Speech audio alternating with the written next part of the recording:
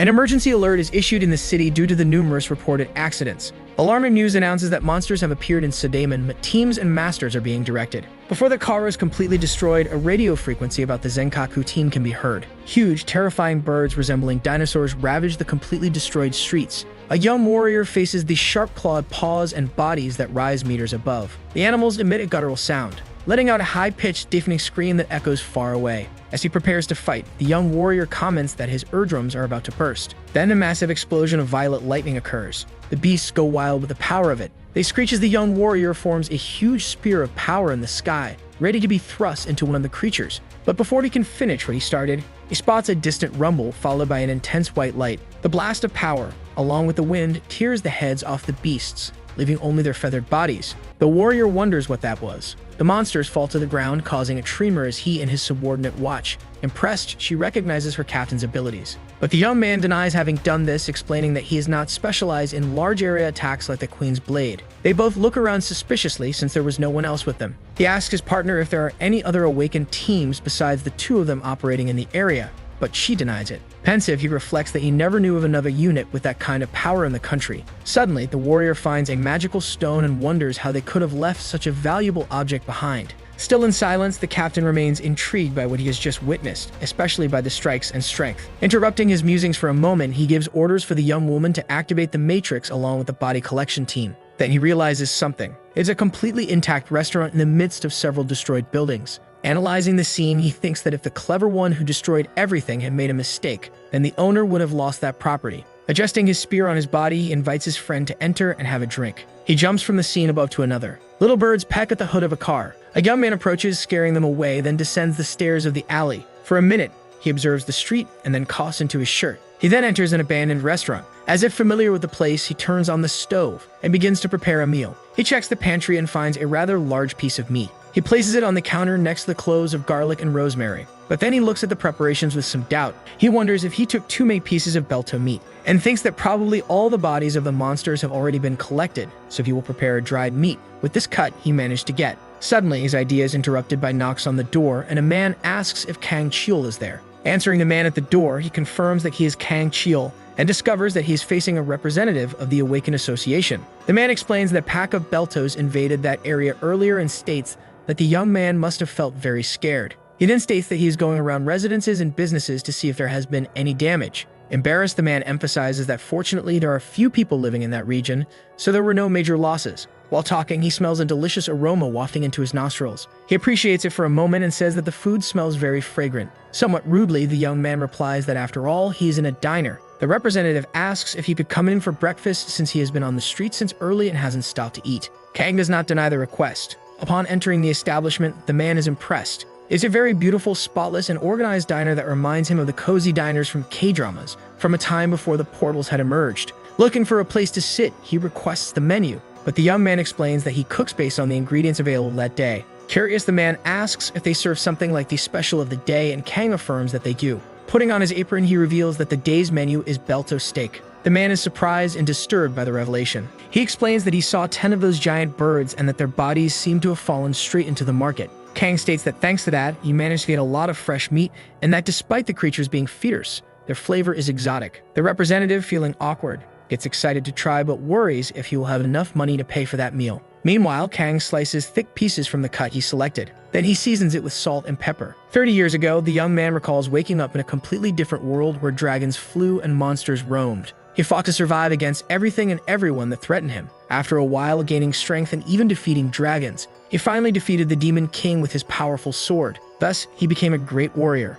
After all that struggle, he finally managed to return to Earth. But the portals had already taken over even his world, and the Seoul he knew had disappeared. As he seasons the meat, he continues to think about everything he learned during that time, about how he discovered all the weaknesses of those creatures. Frying the steak in the pan with the sauce, he questions how necessary it would be to return to action. Carefully plating the dish, he reflects that the people on Earth were protecting their world in their own way. Pouring the remaining sauce, Kang silently concludes that this is what this era has become. The cook observes the dish he just prepared with satisfaction. Belto's steak presented beautifully with asparagus and salad. The customer's eyes shine, and he can only admire the beauty of that dish, which is much more than he expected. Delicately, he picks up the fork and brings a piece of meat to his mouth. Feeling an unparalleled flavor at that moment, The man praises the juiciness and thinks about how unbelievable it is that the Beltos responsible for all his problems were providing him pleasure. Enjoying every bite, he concludes that it's better not to think too much. In total silence, he takes bite after bite, thinking that it doesn't matter how expensive a dish like this will cost him. Upon finishing, he asks if Kang can serve him another like that, and the young man says yes, even though he had hunted the Beltos for himself. Some time later, the representative finally finishes the second dish and requests the bill. To his surprise, Kang reveals that he doesn't charge anything from customers who visit his restaurant for the first time. Feeling awkward, the man thanks him and says that the meal took away all his fatigue from the day, so he would like to pay and come back more often. Kang is pleased to see the man's reaction. He then says it was only 10 silvers. As he leaves the establishment, the association representative remembers something. He kindly tells Kang to take care and evacuate the area the next time monsters appear around there. Handing over his card, he says that even though bars and clubs are opening in the area, it is still dangerous. Kang reads the information on the business card, and the man bids farewell, repeating to himself that it is a tough time for the unawakened. He returns to the kitchen, thinking that he met a good guy and wishes him well. Then he goes back to enjoy his own dish. Taking a bite of the steak, he chews and realizes it turned out really delicious. It's already night outside and the owls hoot. Stretching, Kang thinks aloud that another day has gone by. Looking at the Beltos eggs he bought earlier, he wonders how he should prepare them. Suddenly, someone bursts through the door of the establishment. It's X with a threatening look for finally having found Kang. The young man stares at him without any surprise. Very angry, the warrior says he is there to reclaim what belongs to him. Hours earlier, at the Sedaman market, Kang reflects on how difficult it has become to obtain some ingredients since monster meat has become the main food source. After a while, artificial farming also replaced the monsters, but the unparalleled flavor of the meats kept the demand high. Thanks to this, the local market continued to grow and trade everything that comes from monsters. It was at one of those stalls that Kang acquired the Beltos eggs. Before taking the product, he inspects everything with his detection eyes. The power comes from a dragon artifact that allows him to see through objects, categorizing the eggs. This was one of the artifacts he stole from the Demon King and still uses a lot since he can see the essence of everything and identify if someone is lying. After using this, he decides to take 3 eggs from the stall, but he becomes intrigued by one in particular that shows no information even with the artifact. So he asks the vendor to wrap that one too. At the restaurant, he cracks one of the eggs into a container while reflecting on how he hardly had time to eat when he was on the battlefield. Any meal seemed like a luxury, but over time those bad days were left behind.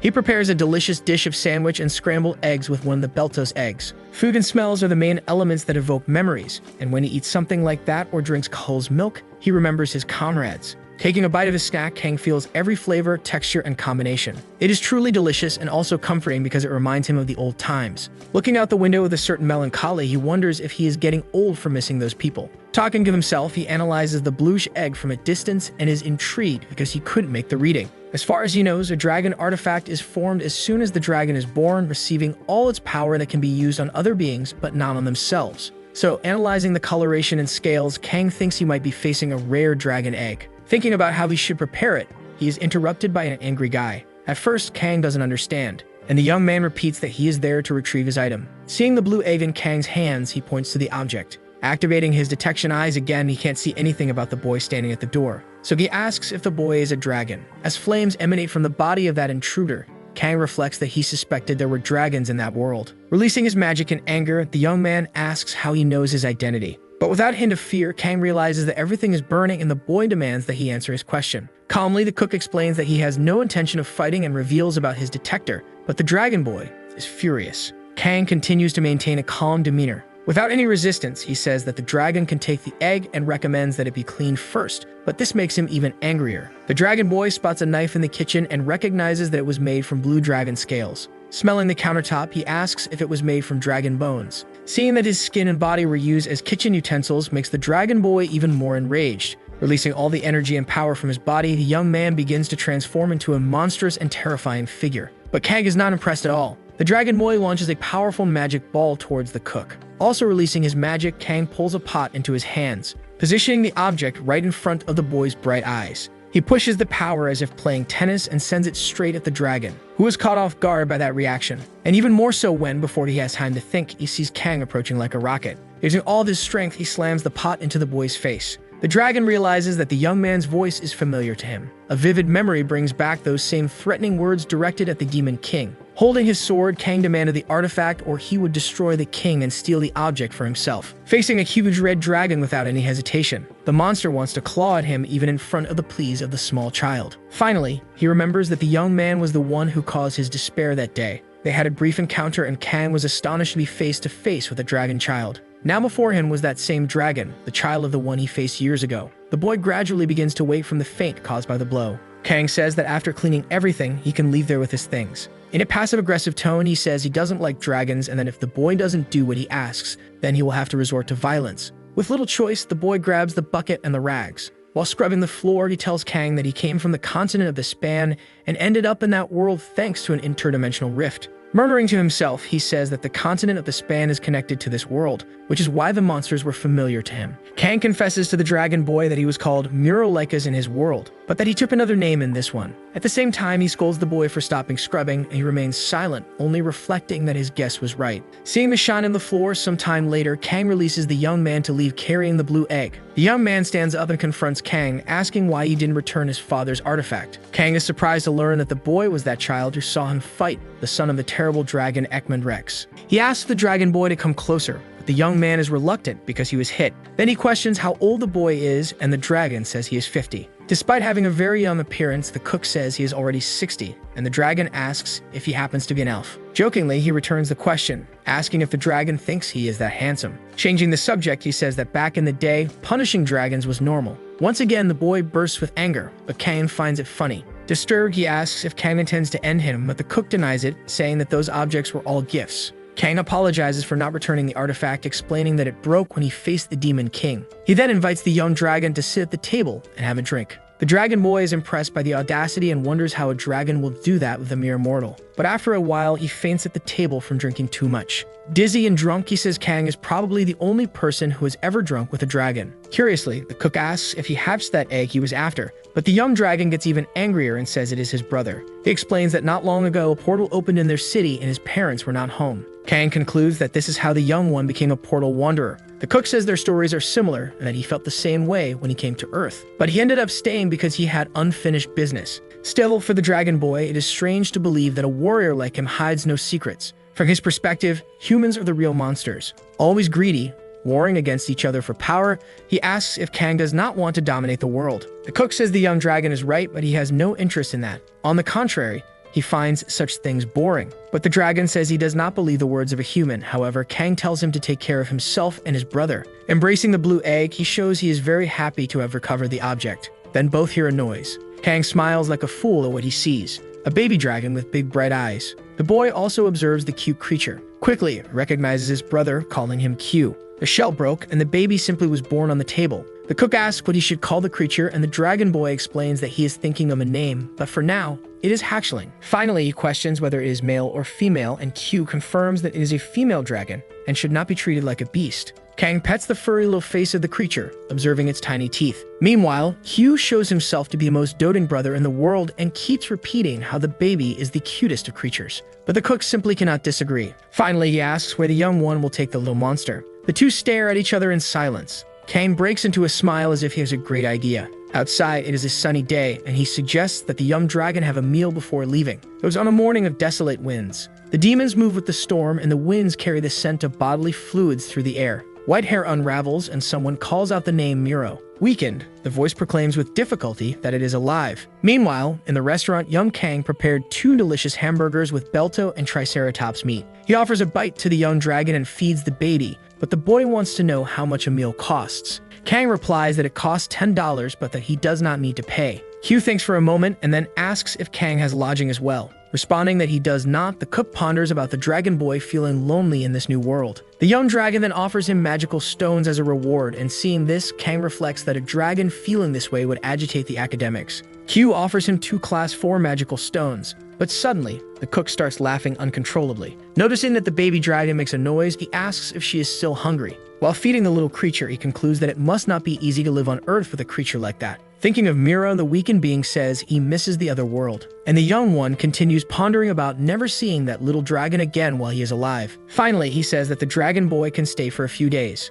Still, Q says he cannot become dependent on Kang like this without even paying. But asserting that he will manage, Kang conjures a spell with his own hands. Then that magic ends up going a bit out of control. Kasim, the immortal goblin, appears, greeting them. A goblin who lives forever, he manages the items in his subspace. The protagonist asks how many magical stones exist in the subspace. The goblin then reveals that there is still a good amount left, and hands one to the young man. He starts to comment on something with a goblin, who watches him attentively. Q is impressed with what he is seeing. Then the creature bids farewell to the two young men. Kang Chiel merely observes that. Now he would like Q to help him with something. The sky is blue the next day. The creature sleeps peacefully in bed. Behind them, we see strong and tall flames. The protagonist tells Q that if he just explodes his breath randomly, it will only burn everything. He needs to control the fire. Then they will try once more. For that training, the meat is already on the spit. The young man asks if the weapon used before was just a common weapon, which the protagonist denies. That was called the Recofal axe. The guy asks why he continues to use priceless treasures to cook nonsensically. With a smile, Chiel says that is an interesting point. Suddenly, someone calls them. With a bow, the man says he took a break after his patrol. Then we see more dishes in the sink. While eating, the man feels completely satisfied. He asks if Kang has a new employee, which irritates Q a bit. Then he comments that a new dungeon has appeared in the underground passage between Sinchon and Sedaman. It seems that a new dungeon is forming. Dungeons are basically places that incubate monsters and act as a kind of gate that summons beings from other dimensions. The difficulty level of that one specifically is at 5. Then in Sedaman, Mr. Kim Sang-woo and Team Zenkaku will be deployed. And in Sinchon, Ms. Cheon will be leading a team. As a precaution, they are also forming a backup team, so the square was full of job candidates. The man continues and says that most of them probably have families and feels lucky to have a stable job. Then he leaves as his time is up. The Avaho roast grilled is receiving a good response. Maybe he should buy more Ataho meat. So now he is on the street buying the meat he needs. He listens attentively to some commotion. The man making that speech seems a bit familiar to him. The spear wizard, Kim Sang-gu, supposedly a level 2 awakened. So that is where the recruitment is happening. Nowadays, dungeon raid groups are called attack parties. With the world transforming into something like a fantasy game, existing terms have naturally been transported. While tanks and healers are treated like nobility, DPS roles are always saturated. Many of those are trying their best for that position. Most of them have their own families to take care of. The protagonist observes that entire crowd attentively. Puja Wu is a good guy. Kan just wishes he would take more care of himself. A man on the streets puts his hand in his pocket, and when he opens his wallet, he finds nothing inside. He seems lost about what to do. A man's hand grabs the handle of a bag. Khan observes his surroundings attentively. The young man seems a bit thoughtful. Looking to the side, he sees a man asking if the establishment is still open. The protagonist opens the restaurant and receives a thank you. The man asks if he is serving ramen, and he confirms. Ramen continues to be a cheap meal substitute, which hasn't changed in the last 30 years. Then the man asks the price, which is $2. Thus, the man orders 5 bowls of that, and assures that he will be able to eat all of it. Then Khan uses his eyes to analyze that man. It's a food god, and the young man remembers he once had one of those on his team. The more he eats, the stronger he becomes, and the ingredients used help a lot with that. You can gain significant benefits, especially when eating high-quality monsters. However, it is difficult to make use of it until you grow by consuming strong monster meat. And the person always stays hungry, but after reaching a certain level of proficiency, it gets better. But it seems that man hasn't reached that point, and then the man's food is ready. And the man is impressed with the quality of it. If that man's alignment hadn't been good, Khan might have ignored him, even if he were a food god. As his skill rating is high, the Ataho meat should have a decent effect. Enjoying the food, the man thanks deeply. He is impressed with the taste of it. He says he had no idea that the meat could be so flavorful and aromatic. Then he continues to eat the rest with vigor, and turns the bowl of food upside down at once. For him, that was an incredible experience. He turns to the cook and thanks deeply for that. So he prepares to take the payment money. Amid his change, he sees that there is a tie, and he apologizes for giving the young man such dirty money. A bit embarrassed, he says he will come back another time. When he leaves, Khan thinks about his clothes being covered in dust. He remembers thinking that the man might be going through tough times. After a long time, he saw that man again. Walking through the streets, the individual seems tired. Then he observes a large gate floating in the sky. In the city, a gigantic portal is open, and the guards tell everyone to step back. A man introduces himself as Desperto and asks if he can help in any way. However, he is just an ordinary awakened one, and the security guard says he won't be useful in this dungeon. The white-haired man continues, saying it's better for him to find a safe place. Leaving there, he is surprised to find his daughter, Mi Jin. He asks what the girl is doing there in such a dangerous place, and she says she came to help the injured. The girl then asks what her father is doing there, and he says he is worried about the situation. Mi Jin gets upset and says he only knows how to work and eat. She says she is there for money and he should go away, pushing him. The man then drops his necktie on the ground, and his daughter says he doesn't even have a real weapon. The warriors begin to exit the portal, and walking down the street, a red-haired warrior announces the conclusion of the attack on the dungeon, calling all healers to take care of the injured. After her speech, the people around thank her for her effort. It is explained what types of abilities an awakened one possesses. There are 5 stages to reach master level, and there is a training place for awakened called Cipher Schools. Once the first class of awakened is mastered through training, it is possible to choose a second class, and if someone masters 2 classes, they are designated rank 1 or higher by the Association of Awakened. Therefore, if someone awakens with a useless ability or has a slow growth rate, it is natural to find peace in doing something that aligns with who they are. Although Nero reflects that he has reached the 6th class, and perhaps that is the limit. Suddenly, Chiwoo-ho calls him, saying something very serious has happened. He says that his pet dragon, Kyul, said something while chewing on a candy. The man jokes about the creature's name, but he says that is not important. He then shows that he is saying, "Daddy," leaving Miro completely surprised. He asks the red-haired boy if that name isn't too Korean, and he says it was the dragon who gave himself that name. Chiwoo-ho is happy that the animal calls him Daddy, and the two discuss what the puppy's class should be. Suddenly, the young man enters the place calling Miro, and asks if he can order 5 bowls of ramen immediately. Chiwoo-ho then reflects on how he ended up becoming a restaurant manager while the man tells his story to Miro. Regretting, the man tells the protagonist that he found his daughter in the middle of a portal but couldn't help her. The guards ordered him to evacuate since he was just a level 7 awakened. On the other hand, she was fine because she developed a great healing ability and was recognized as a 3rd class. The man continues telling his story, saying he was called to visit his daughter's school on an observation day and that it was a very expensive place.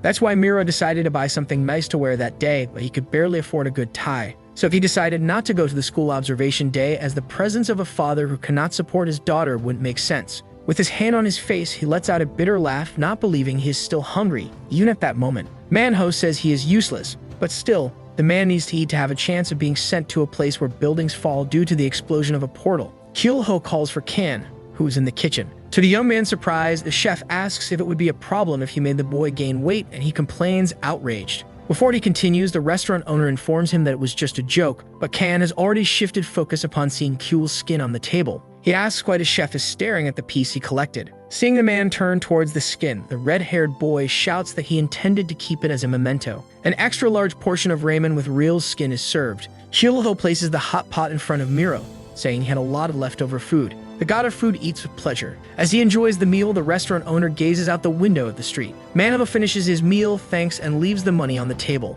Before leaving, he thanks Chiwoo-ho for listening to him. The man heads to the establishment's door, and the protagonist observes. However, the owner calls out to him, saying that life is tough and it would be nice if at least one thing were easy. Even so, he remembers that good things happen to those who work hard. Finally, he advises Manhwa to give his best to survive the next day, as he will be at the restaurant, waiting for the man to return. Then he offers a gentle smile as Manhwa walks away. Kan appears at the door next to the boss and asks why nothing has changed. Chiwoo-ho replies that he did what he could to help strengthen the man. With an ironic look for having lost his precious item, the redhead asks why he is helping that man. The boss remains silent for a moment. Then he says that the man makes him think of his father. The personal information surprises Kan. At home, Manhwa carefully opens the door. Upon entering, he sees his daughter sleeping soundly, but she soon begins to call for her father in her dream. In fact, it seems to be a nightmare, as the girl has tears in her eyes while apologizing. The man places his hand on his daughter's head, saying that everything is okay and apologizing as well. He apologizes for making her feel embarrassed and for not living like other people,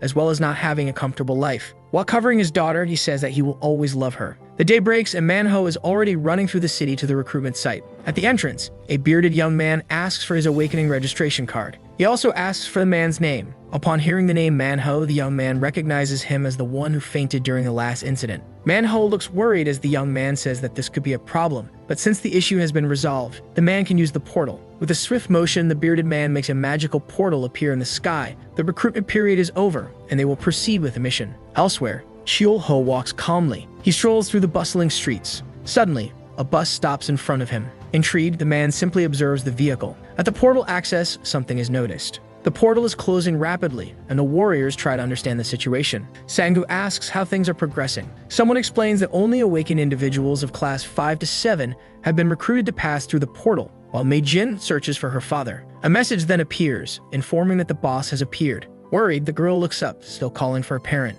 Manhwa's foot appears beneath the grass. Now a group of men is checking the entire perimeter of the forest. Suddenly, a large monster appears behind him and charges at the man with full force. Strangely, Manhwa feels filled with energy. Startled, a girl asks what is happening. It seems there is a breach inside the dungeon. The group prepares for what is to come. The green foot of a large creature comes into view. Then a massive dinosaur appears before them. The man looks at the creature, quite frightened. Usually, they appear when an additional dimensional breach opens, which is a very rare occurrence. And when this happens, many people can lose their lives. The Tigrex monster is heading in their direction, and the group runs. The man looks at something with curiosity. A crystal mana is on the body of one of the creatures. If he can sell that, he could buy many things, including delicious food. One of the men shouts for him to get out of there immediately, but greed speaks louder and Manhwa approaches to grab the crystal. The Tigrex is angry and attacking anyone in sight. It is ruthless and extremely strong. The man realizes that this is exactly what Minjin meant by pathetic. We see chaos unfolding in the streets of the city. Meijin has tears on the ground. At another moment, she's posing for a photo. In her flashback as a child, the girl holds a magazine and has a smile on her face. In other scenes, the little girl also cries out of sadness. In those memories, we also see the girl as a baby in the early days of her birth. In the forest, Manhwa suddenly opens his eyes. He realizes he cannot lose his life like this and will leave Minjin alone. Determined, he provokes the large dinosaur. Just the creature's paw is strong enough to destroy anyone. Even so, the man continues to provoke the animal, hoping it will come in his direction. Then he gathers all his strength, and with his fist ready for the attack, he shouts that he will not lose his life at that moment. His fist is charged with electricity. Another man, also from the group, is impressed by that classification. It seems that Manhwa managed to block the boss's attack, and for the first time he feels that he is not hungry. Amidst his thoughts, the creature comes at him once again. With his hands, he pushes the creature back with force. He seems strong enough for that. His whole body is working together to avoid that attack, and he will continue holding the monster, just as he is doing. The team watches, impressed. A man asks if the team has evacuated the area, and he asks how that man managed to block the Tigrex alone. That guy is really incredible. They should even get his business card. Meanwhile, Manhwa continues to block the creature's attack. That is what one would call a special skill of a DPS tank. It is a decent skill that can at least reach level 3. The problem is that not everyone knows that. The man goes to fetch the guy who blocked the dinosaur's attack with such fervor. Now the little creature is crying. The hidden dungeon boss, Tigrex, has been defeated by Mr. Kim Manhwa. While he only endures the boss's final skill, he has qualified for Shikshin Grade 3 and has become the greatest contributor to the dungeon's conquest. With a smile, the protagonist asks if the little animal is reading the newspaper, and he notices that the animal seems to be a bit heavier. He also says that he is not its father, but he continues to play with the creature. They listen attentively to another piece of news. Many merchants in Subdaemon are suffering headaches from robberies. Manas are disappearing in large quantities and public pressure is growing for intervention. Then the voice asks citizens to be careful. The creature appears near Khan, implying that it wants him to drink water. Before he can drink from the cup, Q shouts for him not to drink that. He says that water has a large amount of germs. That was learned from a book, where the well is described as a place from which water is drawn for drinking. The boy comments that the eyes of that child, a bathroom, and the well seem similar. He remembers a man who went there and greatly enjoyed the food. He also received some good ingredients from the Sinchon area. Then someone calls him boss. It's the same man as before, and he says he has come with company now. That is Captain Gamsangu. The captain says he has heard a lot about Khan. They say they are from the Awakener Association. The mysterious man comments that if it weren't for the joint meeting, it would be a very pleasant afternoon. He asks if the person next to the man is Shikshin Nim, and he says that he had an incredible performance in the Sinchon raid boss battle some time ago. The man gives a shy smile and simply thanks. The protagonist says it is an honor to have him in his restaurant. He asks if there will be ramen today, and the man confirms. The captain says he will also want the same thing. When he brings the food, the man in the suit turns it over all at once. And once again, he deeply thanks for that food. The captain asks the man to leave, even saying that he can pick up his daughter from school. He says he should rest from work when he can, and the protagonist just listens to the conversation from afar.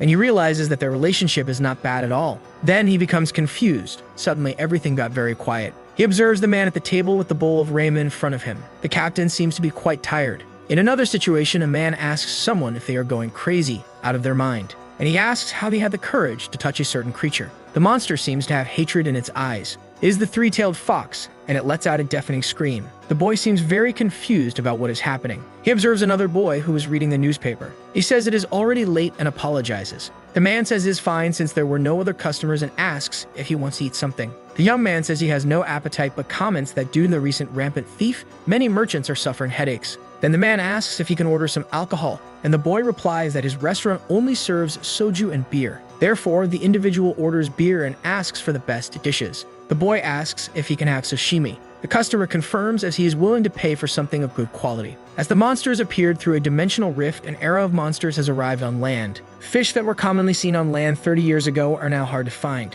and monsters with similar tastes are being captured. Now they are observing a German fish. He would say it tastes like white fish. If I had to compare, it would be similar to sea bass. In the past, he didn't prefer sashimi because it seemed like an expensive luxury with low cost effectiveness, but then he discovered how good it is. Now the sashimi fish is ready. It's been quite a while since the guy tasted that delicacy. He eats that fish with enthusiasm, and he finds it very good, refreshing, and very tasty. Taking a sip of soju after that makes everything even more perfect. Now he is completely satisfied, and he feels that he is finally out of work. But urgent matters need to be resolved, and Soy took 2 days off. Those were days of eliminating monsters, fighting non-stop day after day. The monsters keep passing through dimensional rifts without stopping. There's no time to rest. According to him, that is a personal weapon given to level 2 or higher awakened upon graduating from Sifra school, and it is excellent for absorbing mana. He felt proud to graduate with honors, and now he feels he can save the world with his skills. But when he stepped out into the real world, that pride disappeared. He was nothing in this vast world, contrary to what he thought. He also says he was assigned to Sedaven 10 years ago,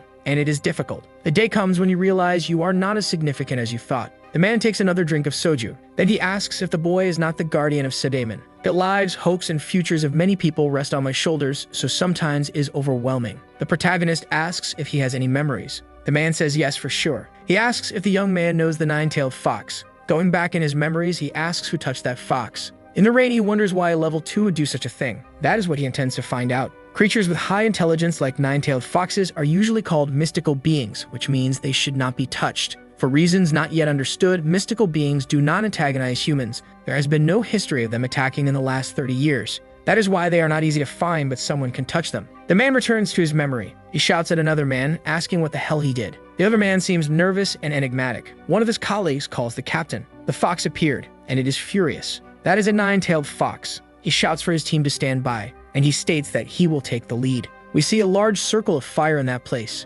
Around the animal, we see many blazing flames. The man's gaze is impressed by what he sees, and his team also observes that, amazed. But the leader asks them to stop looking at it, as that could cause hallucinations. Then the creature's power intensifies even more, and they try to prepare for the attack. A woman from his team is already starting to delirium. The fox watches her and the other members closely. Suddenly, someone calls for the captain. Agile, he jumps and approaches the creature. Firmly, he prepares his sword for the attack, and he throws it forcefully towards the fox. The fox's eyes widen, taken by surprise. In the next moment, they seem confused. The leader watches it closely, trying to understand its reaction. The fox lets out a deafening scream of pain. Still, it resists throughout the night, until at a certain moment, he finally manages to defeat it. All he hears afterward are sounds of crying, and alongside it, he sees a cub. The evil that the gentleman released went hunting and found a nine-tailed fox cub. The animal's instinct found it helpless. It must have been a mistake. He was a prodigy at Sifra school. Even those people make mistakes, but that was different, because they commit that kind of mistake. So they had to eliminate that animal.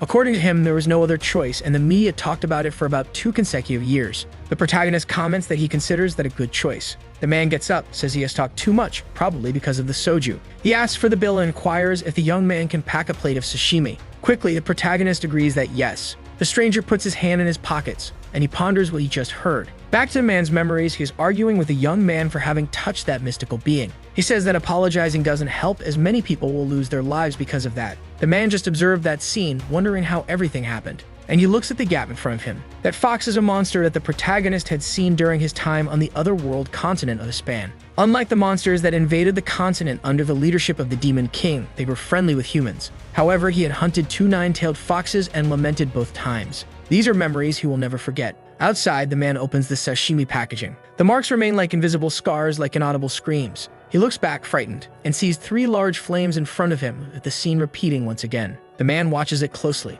A paw of the creature comes into view. It's a kyung, still a cub. The man remembers that, in fact, he had not managed to take its life back then. He asks himself why those dying eyes seem so desperate. Then he admits that he is unqualified as a guardian. He questions how many mana crystals the creature has stolen, and if it already had 3 tails. The cub grabs some sashimi to eat. The man holds the little kyung firmly. The little creature just watches him, curious. But the leader asks her to listen carefully. He says he can no longer ignore this, as the association will take action soon, so the fox must leave the city and find another place to live. He throws her away, wanting her to go, but she ends up coming back once again. The man shouts again, asking her to leave. The fox does not move, and the young man ends up resigning himself. He only asks her to leave that place. The creature runs into the dark night, but something catches her attention. She observes another creature through the window. She approaches to see better. The animal seems very cute. The 3-tailed fox appears to be thoughtful. Then she starts trying to play with the creature. The protagonist watches the scene closely and asks if the little animal is hungry, but it seems that he has already eaten something elsewhere.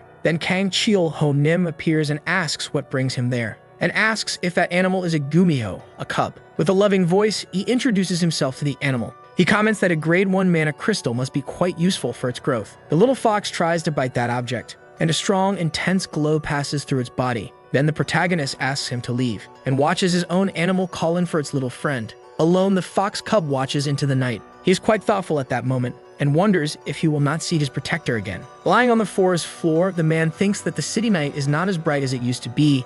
There, Gumio would shine brightly. However, he does not want the animal to return. He only wishes for it to be well. Now the day is dawn and we return to the association. Knight, Blade Queen, and Mage are appointed as guardians. All of this was carried out by the association. The head of such an association is President Yu Jinsu. He comments to Cheon that it is hot. The woman asks if she should bring him some ice, but the man says it is not necessary anyway. Then he asks if the mandrakes have disappeared. That is a plant-type monster that stays buried in the ground. When threatened, it releases a poison requiring a special antidote. Even if there is an antidote, if triggered for removal, it screams loudly enough to cause instant death to low-quality awakeners. The girl comments that 13 of them have completely disappeared. Ironically, the chief asks since when root vegetables have feet to escape. Cheon comments that they must have melted. The man says he will call Gabby, and the young woman should mention this to her. That woman has returned. She is still on mission standby, so the president will instruct her to investigate this first. The little animal seems to be happy. Suddenly, it becomes quite sad near its owner. The protagonist continues lying down sleeping.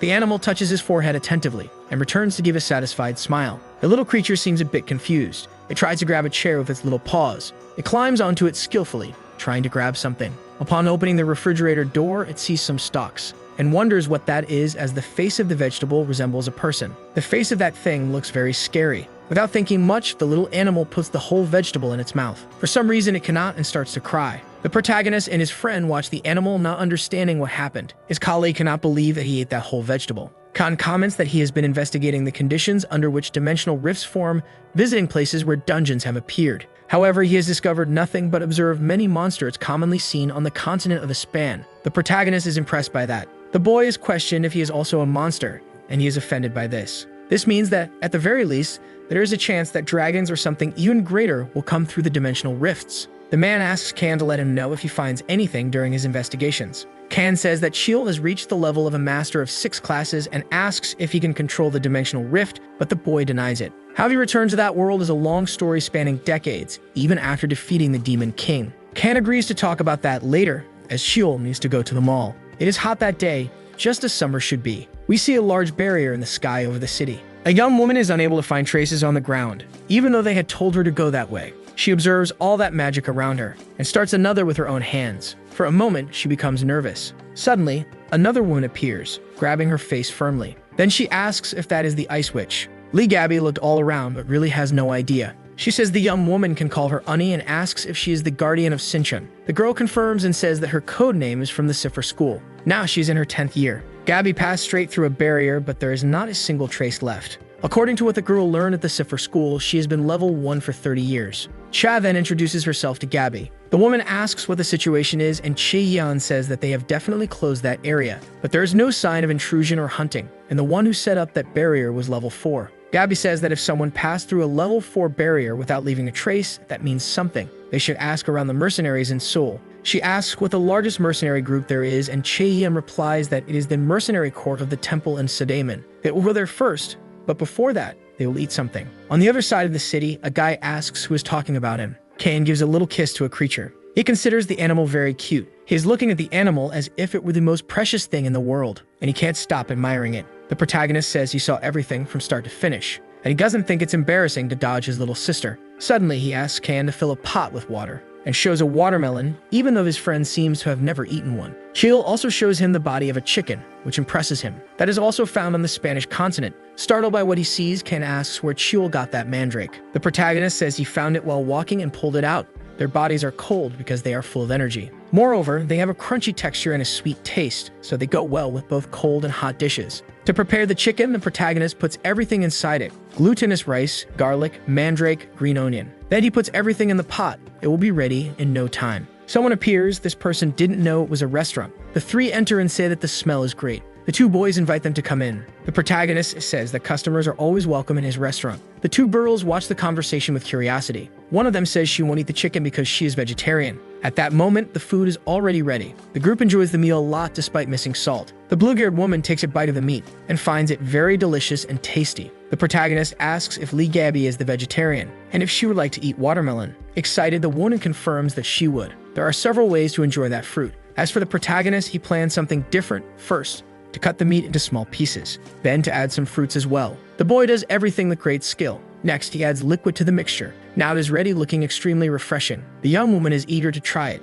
and comments that she is the ice witch who protects Sinchan. Although she doesn't really like that title, she recounts that during a royal battle at the Cipher School, when provoked by an opponent, she froze everything and made it snow, thus earning the nickname. Hyul wonders what those people were doing there, and feels that something even more important is about to come. The aura of these people seems to be guardian class or higher, and Gabby seems to be really very beautiful. Then she thanks him for the wonderful food. Thus the dishes are placed in the sink. When they leave, his colleague comments that that young woman was very beautiful. Too beautiful to be considered human. She is probably an elf. Hyul knows this because he checked with detection and saw that she had a ghostly sprint, which only elves can have. However, she does not have the ability to sense magic. Therefore, it is not just monsters crossing the dimensional rift, there could already be other species living on the land adapted. Or someone might be hiding and planning something. So the protagonist calls January and says that he will try to do something unique. They are making watermelon soju now and doing their best to enjoy life. The three are walking through the city after the meal. He calls the girl ma'am and asks if they shouldn't consider that a new natural algorithm for mandrakes disappearing. He says there are no clues, no witnesses, no victims, and nothing in distribution. The other young woman says that if even level 1 awakened the shadow cat and found nothing, the answer might be in an unexpected direction.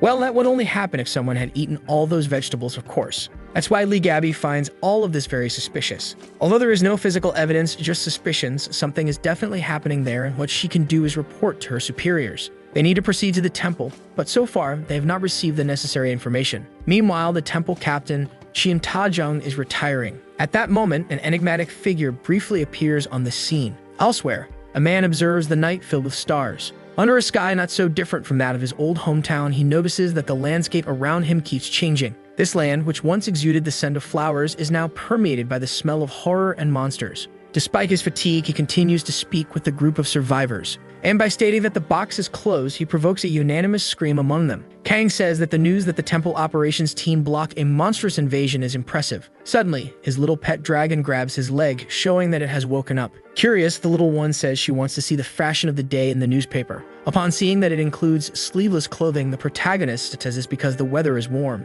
The creature's stomach starts to growl, and she tells the young man that she is hungry, thinking our boy wonders what to make for breakfast, since it needs to be something delicious. After all, life is short, and they only have 3 chances a day to eat tasty things. Looking at the little animal, Kang remembers that, in fact, only her life is short, and then asks what the little one thinks about eating some white rice, since whole grains are good for health. Putting Fluffy on the ground, he asks her to go wake up her brother. The dragon quickly reaches the room and jumps on the boy without hesitation while he is completely out cold. Outside, the protagonist hears the young redhead scream. A few minutes later, everyone gathers to eat bibimbap with egg and vegetables. The creature's brother finds that strange, but our boy asks him to mix everything. Then the trio prepares to take the first spoonful, and as expected, they find the mixture divine after the meal. The protagonist asks Kang if the little one is okay, since she has been falling asleep right after eating. Explaining, the boy states that since she was born 3 months ago, they will soon start to have an idea of what her class is, and eating and sleeping is part of the process. Thinking, Kang reveals he is eager to know the creature's class. Suddenly, someone enters the restaurant, claiming that the rice smells very good. The protagonist says he just cooked it and asks if the boy would like to eat some. He replies yes, but only after the ramen. Our boy convinces the young man to eat both together. Sometime later, the Zenkak team member takes a look at that day's newspaper, while our chef serves the dish. Sixen says the food is very good, especially the kimchi. Thinking, the protagonist says of course is good since he is using mandrake. The association guy enters through the door and greets the duo, claiming he just came to say hi because he doesn't have time to eat. Handing over a drink, Kang says he understands how complicated things must be due to the heat. Even agreeing, the man says he has been managing, perhaps because he has been eating there, which has increased his stamina. Then he asks the other young man if the spearman has been restless lately. The young man says yes, and that he has been feeling depressed. Giving context to the protagonist, Sixen says that Chien Ta-jung is retiring, which is why everyone is in a state of emergency. What makes the situation even more unfortunate is that the man is someone they admired greatly. Curiously, our boy asks if something happened, and the young man then comments on the incident from 10 years ago. That was the first mission assigned to Kim Sang-gu, the current Lancer, before the 5 Guardians died during the invasion. We discover that Taejong is classified as a level 3 awakened, but his true power exceeds that level. For this reason, the man is considered an exceptional leader, especially during the monster invasion war 10 years ago. This made many people owe their lives to him. We are taken to another place, where the president of the association, Yu Jinsu, says he knew this day would come. Suddenly, someone knocks on the door, and he tells the person to come in. The Lancer, who is about to retire, appears and says it has been a while. The The two quickly sit down at a table. Intrigued, the president asks if the man really needs to leave, and he replies that he does. Because it is his time, Yu shouts if he is not being hasty, since he created the groove 30 years ago and fought in that damned battle. Always having his support, placing the cup on the table, the Lancer asks the president to listen to him carefully. Because no one does anything alone and others work hard to build the current world. But from that moment on, it is time for more people to carry the burden, while he takes it off his shoulders. Without waiting for a response, Taejong leaves the room and says he is late. Alone again, Yu states that Sang-woo must be devastated. Outside, the Lancer thinks that his successor has already been decided and is named Kang-hik, a promising awakened who turns 30 this year, which makes that day perfect. Suddenly, someone calls the man crazy and asks if he has heard the word hope. Turning around, Chien comes face to face with the current Lancer. We are taken to the protagonist's restaurant, where the duo quickly arrives. Taking the lead, Sang-woo asks for the menu. Our boy then says that the dish of the day is homemade Korean food, while thinking that the older man seems to be his age. Approaching, Kang asks if it is a problem if the food takes a little while. Denying, the retired Lancer says he can take as long as he wants. Turning around, the current Lancer says that only his friend will eat, as he is busy and will leave first. When the young man leaves, Taejong apologizes and says that he is still very immature. Confused, the protagonist asks what he means. Since the young man is the guardian, taking a cigarette, the old man asks when Sang grew up so much. Remembering then that they are in an enclosed space, Kang says it is fine to smoke there, as there is no one else. Looking at the pot, the ex-Lancer says that the food smells good, and that it has been a long time since he smelled rice cooking, which makes the aroma nostalgic. The protagonist remains silent, while thinking that everyone has something they desire, which means he should perhaps make a soybean paste stew,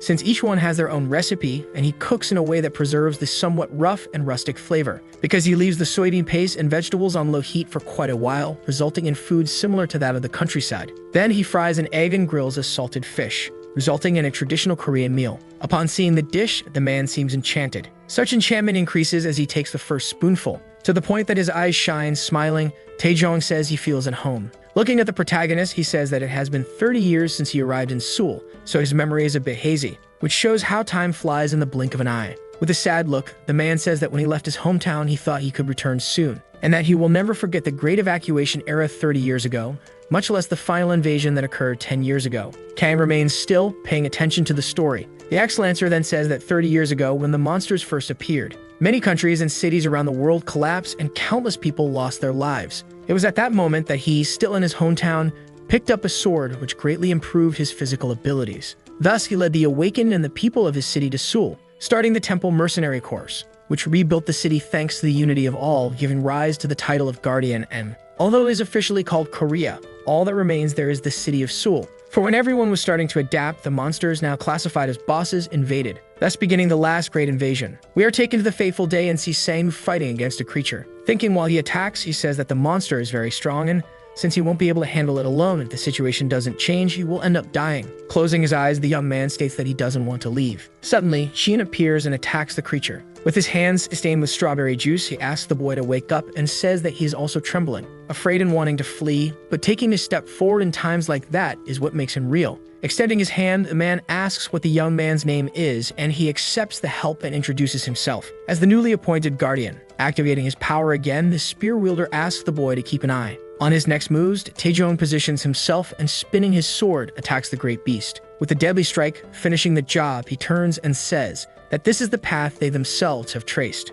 The rookie is left speechless from the surprise. Returning to the present moment, we see Sang-woo observing the city from atop a mountain. Running with his spear, he says there shouldn't be any monsters there, then asserting that this must be the place where the former spear wielder will go to rest. Therefore, he must ensure that the quiet zone becomes a place of true peace. Falling to the ground in tears, the boy asks why there are no monsters, because that way he won't be able to do anything for Taejong. In the restaurant, Kang asks if the man regrets anything. He then says that all his days have been filled with regret, because he needs to be perfect to protect people and stay alive. Thus, he couldn't afford to make mistakes, as even a single slip could cost someone's life. Thinking, the protagonist says he thought the current guardian's mindset was that of an immature person for his age. But now he understands that he learned that from the man who, even exhausted, managed to create an exceptional next generation. Out loud, he tells the spear wielder that he heard he would return to his hometown. Shin confirms, and our boy then thinks that he can understand the things the former spear wielder went through. The man asks for the bill, but the protagonist says it's free, because his restaurant always offers free service to those who return to their hometown. A bit surprised, the spear wielder says that is strange. Thanking him for the food, he then asks the boy to take good care of the current spear wielder. Kang says that he is already a great guardian. Smiling, the man agrees with the statement and says he thinks of the young man as a son. As he leaves, he puts his hands in his pockets while admiring the moon. At the door, our cook says that old people do not die. Instead, they simply disappear. Sometime later, Chun arrives at his destination. A little further away, we see Sango, who, still with tears in his eyes, asks the man to take care of himself and live a good life. The young man disappears, and suddenly, a creature appears and says that both the human who just left and the mysterious creature gave him the shining stone, an item that never harmed him, which means that a new and kind person has just arrived. We return to see Kang asking about Lantern, who keeps calling his name, shouting. He asks if he is awake. Suddenly, the image becomes strange, and the protagonist arrives in another place, where the Demon King asks if he is the one who summoned him to that dimension. Intrigued, our boy says he is talking nonsense, attacking right after with his gauntlet. The king activates his magical shield to defend against the impending attack. When the protagonist finally manages to strike, he wakes up startled and gasping. Sweating profusely, he looks to the side and realizes that Kang is right there, trembling all over. Terrified, the boy says that Kang was radiating an absurd killing intent. Realizing what he did, the protagonist apologizes and states that even though 10 years have passed since the end of the war, he still has nightmares from time to time. Thinking, he wonders if it was because he heard about the great invasion of monsters from Qian, since it was on the same day he faced the Demon King. Even though he thinks it is not a coincidence, our boy asserts that, in any case, they will not meet there again. Going to the room, he finds Fluffy, who is scribbling on the floor with chalk, showing that he is indeed a baby. Approaching, the protagonist asks if what is drawn is a chicken. The little girl looks at him and says something. Bending down, the young man wonders if she could be a mermaid, before picking up the little dragon in his arms, concluding then that he cannot reprimand her. Petting Fluffy, he says he will make chicken, so she should erase all the drawings. Leaving the bathroom, the young redhead is horrified by the scene. Looking at him, Kang says he needs to teach his sister how to clean. Seeing the little girl petting the young man, Kang asks why she seems closer to him. Our boy then says he will go to the market, so the young man should watch the house.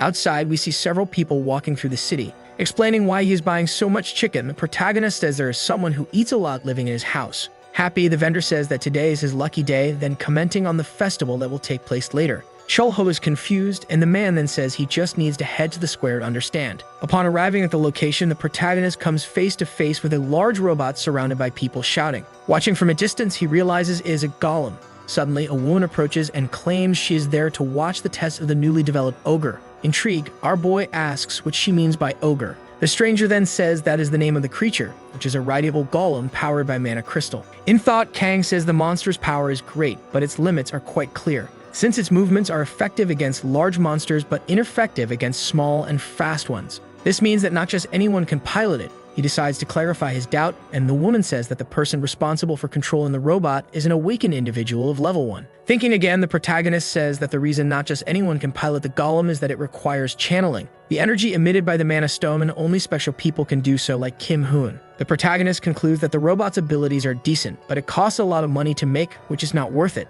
He says goodbye to the woman, and she asks if the restaurant will be open. Confirming, the young man says it will only be closed if something special happens. Hearing that makes the young woman relieved. Our boy quickly returns home and finds a mermaid right in the middle of the living room along with Fluffy. Seeing Kang's expression, he asks if that is his doing. Excited, the young man says his sister has been classified as a spirit master. Explaining next that Kule's hair is white, but her mother was a blue dragon, the protagonist asks if that is Ondina, the water spirit. In the mermaid's lap, the little dragon begins to call the spirit Mommy. Smiling, Kang says that this creature is of high quality, and beside him, the young man confirms. Thinking, the protagonist states that it has been a long time since he saw a spirit in non-combat mode. We discover that the principle of summoning spirits is simple, as they are summoned from a multidimensional realm, and their names are standardized regardless of whether they are high, medium, or low grade. Thus, Ondina is of water, Salamandra of fire, Sildo of wind and earth. Moreover, there has never been a case where the spiritual kings have been summoned, which means is a last resort. Thus, the demon realm,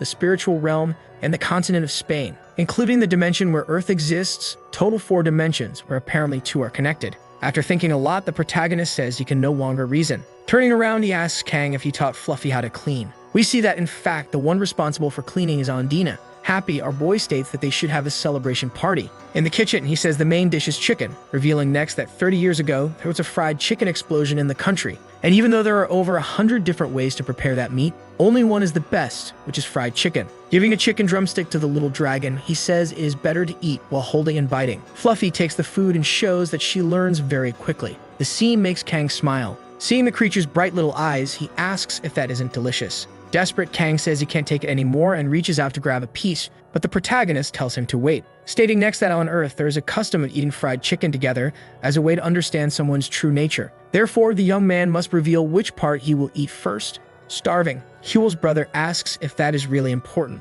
With the confirmation, the young man starts to sweat cold and reveals next that his favorite part is the chicken's neck. Our boy says it was all just a joke and that now they can eat. The duo turns around and realizes that Fluffy has already finished his part and is now sleeping. Putting a beer on the table, the protagonist says that the drink goes better with chicken than soju. The two toast, happy for the discovery of the day. Kang starts to eat and is enchanted. Seeing Kang discarding a bone, he asks how he manages to do that, because in the meat there are many small bones. Huel wakes up and starts asking for more, but suddenly fireworks catch her attention. Explaining, our boy says that it's because of the festival, while the young redhead tries to calm down as he thought it was. Happening a war, the protagonist takes the little girl to the window to see better, while thinking that she must feel trapped for not being able to go out. Turning around, he asks Kang when polymorphism becomes possible. The red-haired boy says that now that his sister has awakened, it should be possible soon. Smiling, our cook says he is looking forward to it, since he wants to buy pretty clothes for the little girl and show her the world, besides buying a necklace or a ring and fixing her hair. Elsewhere, the Ogre's pilot states that the machine needs some adjustments, as the Mana Stone is not performing as well as expected. Upon entering the men's locker room, he comes face to face with the woman with black hair, who praises him for the good work. Kim smiles and says that she is acting like a grandma. Then stating that he needs to change and eat something urgently, the young man then says he found a restaurant. Curious, the young man asks which one, and the woman then says that the place is in Sudaman. Next, they both comment on Taejon's retirement. A little sad, the girl says it was time for him to rest. Hoon says he wishes he had a hometown to return to as well. Changing the subject, the woman asks if the mana crystal is good. The young man says yes, but that the mana is not exactly pure. Then asking if the crystal was taken from the newly appeared dungeon, confirming. The young woman says it is a dungeon classified as level 1 of the cave type that appeared in the ancient area. The problem was that the sky started to shine with a frightening light. As if something were about to fall at any moment, we discovered that many of the treasures taken from dragons in the past were destroyed during the fight against the Demon King. Still, the creatures never attacked Kang, which allowed him to get a magic detector, thinking the protagonist says that, as expected, mana is being detected there too, which means that this is not a mana crystal mine, and if used correctly, it can become a great discovery. But for that dungeon to have simply collapsed because of the Demon King means that the detected mana is in excess. Seeing a crack in the ceiling, our boy says it has begun. Suddenly, something starts to emerge from the red light, being the kind of demonic boar. Leading the team, Sangyu asks for Formation D to be made, and while some must prepare to attack, others must block from the outside. Because the level 6 creatures have evolved to the combat type, the young man activates his power, just like his friends, who show that they are ready for the confrontation. In the air, the Guardian prepares to strike with his spear, but suddenly, something catches his attention. Shouting, he says that someone is crazy. One of the boars crashes down to the ground. Looking around the environment, the spearman warns that the king has arrived, so the priority now must be to rescue the wounded. Red lightning begins to emerge from the large crack. Sangyu ends up being surrounded by the monsters, and we realize that the situation is not good at all. Desperate, the team captain says he needs to choose, because if he wants to protect the remaining members of the group and the civilians, he'll need to retreat. But this will end up killing those who are trapped near where the king will be born, and choosing to protect the majority does not seem to be the right choice, since heroes said they regretted this every day. Motionless, the young man asks how much those who came before him regretted. Then he starts to remember the day he was saved by Taejong and affirms that he will become the true hero. Suddenly, someone shouts that there are trapped members ahead. Taking action, Sangyu asks his team to form Formation A so that everyone can push through with strength. Upon realizing that the captain has taken the lead, everyone starts to run to complete the mission. While attacking with his large spear, the young man says he has reached his mana limit. But there is no time to stand still. A boy shouts and says that the king is attacking. We see the immense creature heading towards the spearman, thinking of his companions. He says he needs to put an end to this and open the way definitively. Sangyu throws his weapon,